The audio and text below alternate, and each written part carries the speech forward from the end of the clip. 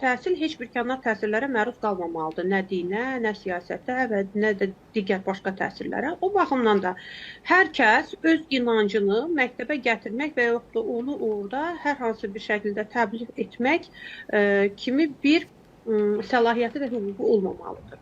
Yəni məktəb humanist, məktəb belə deyək də, necə deyim, multikultural, tolerant bir cəmiyyətdir. Məktəbdə müxtəlif xalqların, müxtəlif millətlərin belə deyək, övladları da oxuya bilər. Yəni bu o demək deyil ki, burada hər hansı bir din, siyasi və yaxud da digər məsələlər orada gündəmə gəlməlidir. Burada sadəcə məktəbin bir vəzifəsi var, təlim, tərbiyə və deməli təhsil vermək. O baxımdan mən düşünürəm ki, müəllimin və yaxud da şagirdin və yaxud da digərlərinin bunu məktəbə gətirməyi ümumiyyətlə doğru adım deyil. Bəs necə eləyək məktəb müəllimi əgər inanclıdırsa? Yəni müəllim inanclıdırsa, müəllim bunu evində saxlasın da, gəlib məktəbdə öz inancını yaymaq məcburiyyətində deyil. Gəlsin, tədrisini eləsin, çıxsın, geçsin. O demək deyil ki, gəlib məktəbdə öz dinini yaymalıdır. Dinini başqa yerdə yaya bilər, amma məktəb axı o mühit, o sosial institut deyil. Sona xanım, üzr istəyirəm, belə bir sual yarandı. Başını bağlamaq axı dini yaymaq deyil. Bu geyim formasıdır. Yəni, bilirsiniz, indi biz durub desək ki, onlar başını mütləq şəkildə məktəbə gələndə açsınlar, bu onların hüquqlarını pozmaqdır. Ona görə biz əlbəttə ki, hər bir halda onların dini seçimlərinə qarışa bilmərik və yaxud da məcbur edə bilmərik ki, kimisə başını açsın və yaxud da başını bağlasın. Amma hər bir halda məktəbdə bu kimi təhsillərin qarşılığı birmənalı alınmalıdır. Necə? Bax, onun formasını necə düşünürsünüz? Adam açmayacaq. Biz onu çıxardaqmı işdən? Adam açmaya bilər, amma ona bir müəyyən bir şərtlər qoyulmalıdır ki, yəni başını açmasa belə gəlib məktəbdə dindən, imandan və yaxud da tutam deyək ki, kimya, biologiya, fizika tədris edən inanclı bir adam burada gəlib təkamülü dinə bağlaya bilməz. Yəni bu kimi məsələləri bu nizam ondan razıyam sizlə, əlbəttə bu tədris proqramına zidd olmamalıdır. Halbuki o faktlar da var. Hətta müxtəlif dövrlərdə müxtəlif videolar yayılmışdı. Mən əminəm ki, indi bunlar yoxdur. Bu məsələ çox ciddi nəzarət olunur təhsil sistemində. Mənim yadımdadır. Deyəsən elə Yevlaxda idi, səhv eləmirəmsə, Elşad müəllim. Mən niyə sizi, Elşad müəllim əslən Yevlaxlıdır, ona görə deyirəm. Deyəsən Yevlax məktəbində idi. Hansısa dini liderə ad günü keçirirdilər. Məktəbin birində, bəli, xanım müəllimə bir. Yevlaxda Bəli, Yevlaxda. Tanıyırdınızmı o müəllimi? Sonra necə oldu və ümumiyyətlə o niyə ad günü keçirir orada? Hansısa dini xadimin? Ona nə düşmüşdü?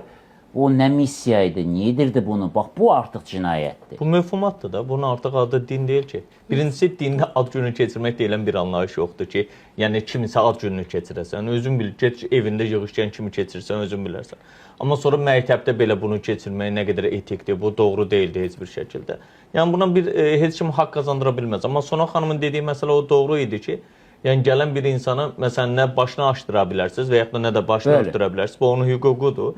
Ona görə bu onun əksinə biz təhsilə daha çox yön verməliyik. Amma dərsdə də müəllim yenə də bu günləri deyək ki, hər hansısa bir məsələni ateizmə apara bilməyəcəyi kimi, hər hansısa da başqa bir məsələni dini məsələlərə gətirib çıxartması doğru yanaşma deyil təbii ki.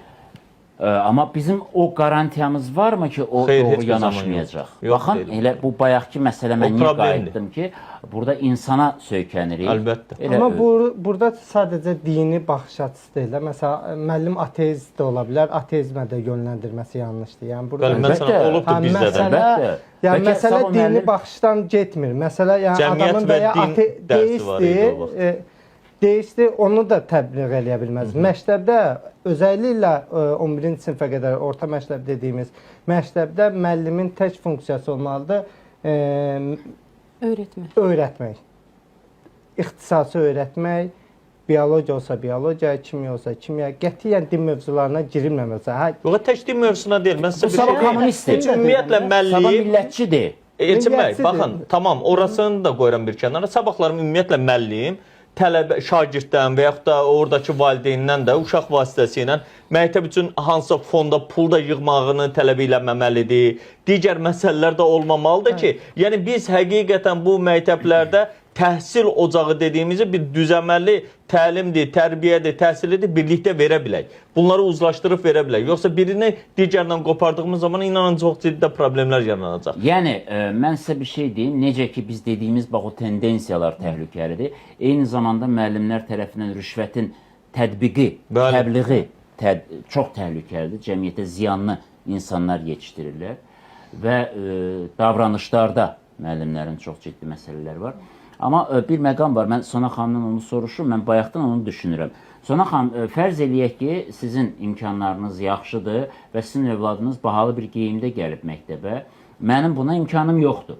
Mənim övladım niyə sizin övladınızı görəndə utanmalıdır və yaxud da əksinə, sizin övladınız niyə deməlidir ki, bu nə geyimli geyinmişsən? Hətta bayaq Elşad müəllim bir nümunə çəkdi ki, hətta varlıların belə məktəbində bu brend ötənir ki, kolleksiyasını geyinmişsən. Niyə gəlmişsən deyə fərqlər qoyulur. Niyə? Niyə bunun tərəfdarısınız? Baxın, mən demədim ki, məktəbli forması tamamilə ləğv olmalıdır. Mən düşünürəm ki, məktəbli standartı qoyulmalıdır.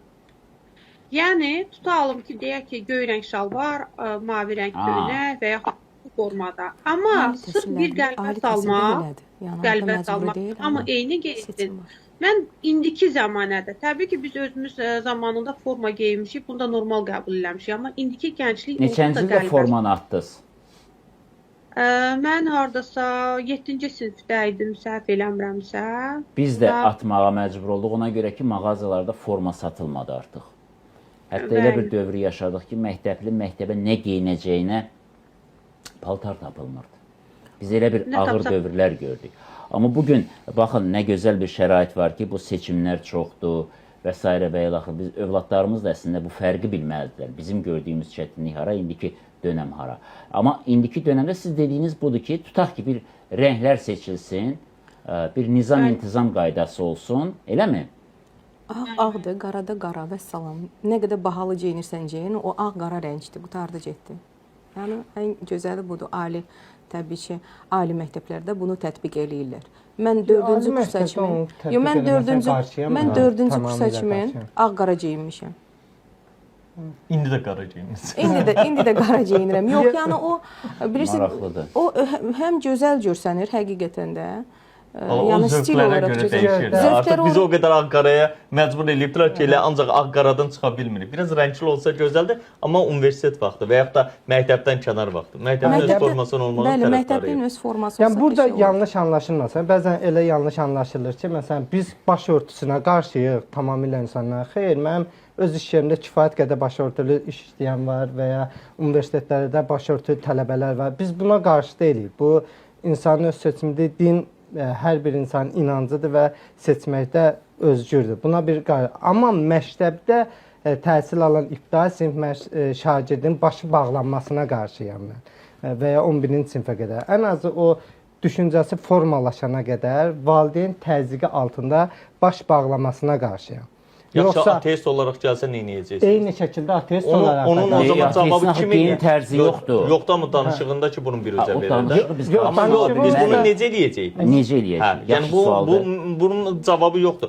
O Türkiyədə bir ara elədilər, məktəblərdə psixoloqlar qoydular, onlar da xüsusi olaraq dəvət eləyib söhbət eləyirdilər. Amma bu da bir cavab olmadı. Niyə? Çünki mənfi bir yönləndirmə olurdu, istiqamətləndirmə olurdu. Mən tərəfdarıyam ki, kimliyindən asılı olmayaraq, istəyir başörtülü olsun, başı açıq olsun, qardaş, biz təhsilə yönələk. Bəli. Bunun gözəl vətəndaş yetişdirməyə, bunu insan kimi, həqiqətən şəxsiyyət kimi formalaşdırmağa çalışaq, o zaman nəticə gözəl olacaq. Düz, amma elə bir, onsuz da bizim dediyimiz də o da, Elşad müəllim, mən deyirəm ki, baxın, mənim dini baxış açım tamamilə fərqlidir. Mən uşaqlarımı heç bir yerə yönləndirmirəm. Deyirəm ki, gedin təhsilinizi alın. Öz dini seçiminizi də özünüz eləyin. Ateist də olsanız, deist də olsanız, müsəlman da olsanız, xristiyan da olsanız, buddist də olsanız. Məsələ onda ki, başörtülü valideyn onu məcbur eləyir. Təhsil dışındakı bir faktora məcbur eləyir. Öz dini düşüncəsini ona yeridir.